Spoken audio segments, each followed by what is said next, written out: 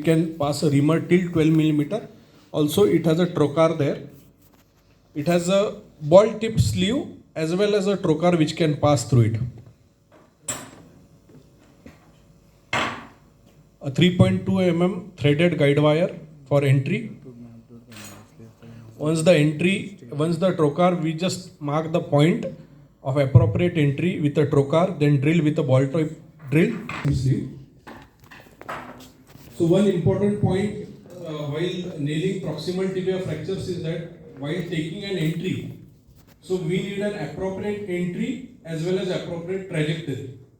So you always have to change the position of C-arm in AP and lateral views. So it is better if you mark over the skin the trajectory in AP view with a skin marker, so that while the C-arm is in lateral view and you are passing the guide wire, you can just see the marking and pass it in AP view. Because it usually happens that we pass it at looking at the lateral view of fluoroscopy, but in AP view it goes obliquely, either laterally or medially. Then again we need to remove, so it takes multiple attempts for that. So it's better to mark the skin with it.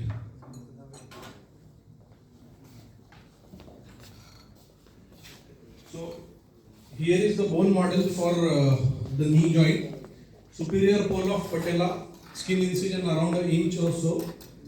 Inside the skin, put a mastoid retractor incise along the length of the quadriceps tendon. As sir has suggested, you inflate it with a normal syringe so that we are able to ballot the patella there. And once it is done, you have to pass this sleeve for this passing pin. So this sleeve actually, it goes underneath it and it rests over this region. So again, in this procedure, you cannot flex the knee more. If you flex the knee more, the patellofemoral pressure increases and the patella slides on either side of the sleeve, causing more cartilage damage. So once your trocar is in, you remove this sleeve,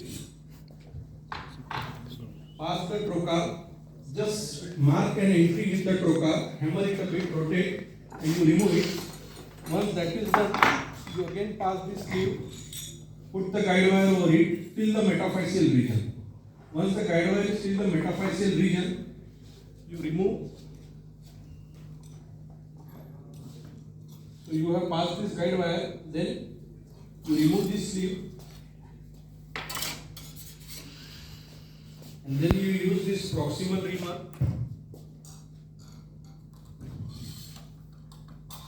to ream the proximal. It has a stopper like PFN. You pass the reamer till that region, then you remove this guide wire, put a long guide wire. Once the long guide wire is in,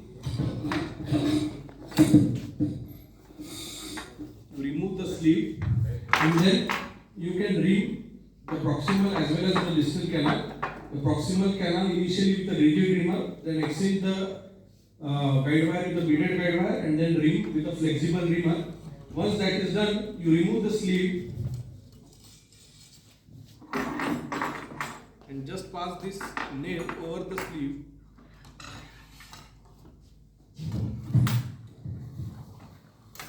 So once that with gentle rotatory movements the nail is passed, finally it is tapped.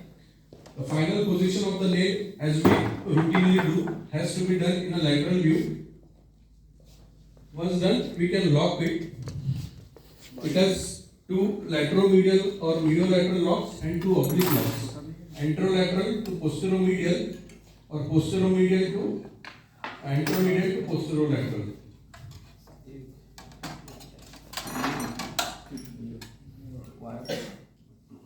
So this is the locking from anterolateral to posteromedial.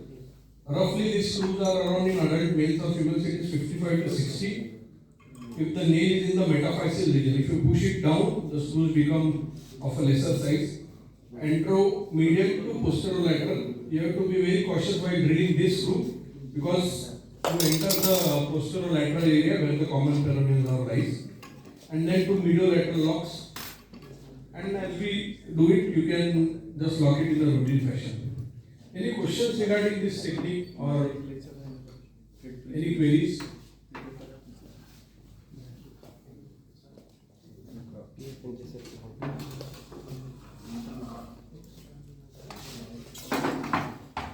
this zig. So in initial time, in a hurry, I too struggled with this zig. So this zig has a serrated area here and also over the stainless steel handle. So it matches only. Please, any questions? There are for distal tibia there are 3 holes. One to anteroposterior, to mediolateral, and you can also use one of the polar screw along with the either side of the nail, obliquely or anteroposterior direction. So that is very important because translation in a distal tibia also can occur. Therefore, additional polar screw is necessary. For proximal tibia, you can add only 1 or 2 screws. That does not matter very much. But for a proximal, 2 mediolateral, 2 oblique, and in osteoporotic bone, there may be some translation may occur. So when you pass that Stillman pin in between the anterior 2/3 and posterior 1/3, that can be replaced with another screw, so that there will be no backing of the this nail in an unstable fracture. So it gives a perfect stability. Soft tissue healing is there because we are not doing anything here. Only there is again apprehension that it may produce a compartmental syndrome. But in so many cases I have not observed it, but that has been one of the possibility asked me even in all workshops. So that has to be seen. Otherwise you can take appropriate action. For the second day we have to see, because we are doing a closed technique in a very soft tissue compromise. But when you wash everything and do a suction machine and then everything is removed, therefore there is always automatic decompression is there, and the danger of compartmental syndrome I have not seen, even Shiv Shankar sir has also not seen. Have you seen compartment? No. So thank you very much. Anything you want to ask? Thank you, sir. Is there any whole Whether you do this procedure under tourniquet or no tourniquet? If yes, why? If no, why? So I do it under tourniquet, always for all tibia nailings. I like a clear field. I don't think he does in a tourniquet. I normally apply the tourniquet, it will be ready, but I have never used it. 99% of the time we don't use it. Because it is a minimal invasive surgery, you are giving a suprapatellar, so 1 or 2 this capillary oozing are there or are there, so that you can clamp it. So therefore there is nothing, no more tourniquet is required. And on the contrary, tourniquet should not be used because it may produce some compartmental problem.